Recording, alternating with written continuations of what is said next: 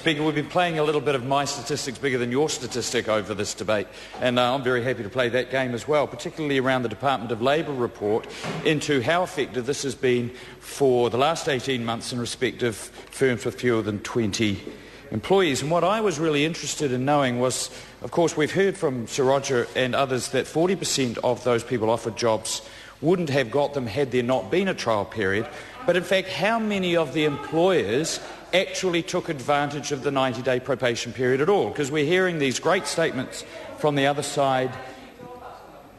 We've heard great statements for the other side there. You see, it's another one. But what we're hearing is that everybody's going to use it, and when we extend it out to firms of greater than 20 people, absolutely all the employers will use it. But that's absolutely not the case. Less than half of the firms eligible to use this provision did so. Less than half.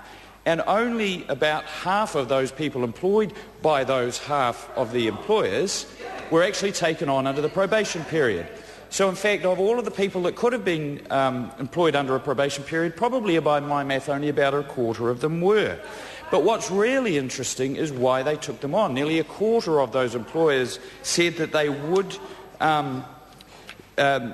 they weren't sure whether there was work available for them, or they gave them a job to someone who might not otherwise have got it. They weren't sure if they could do the job.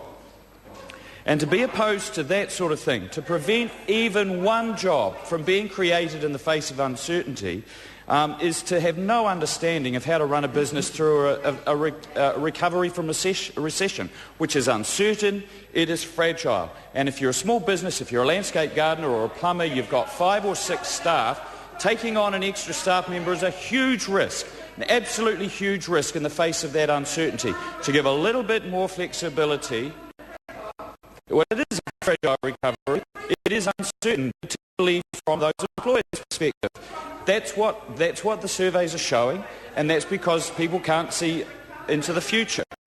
The really important thing that I want to take up what Mr Harawira was saying about this being bad for young. 43% of the people who were taken on under these provisions were aged under 25.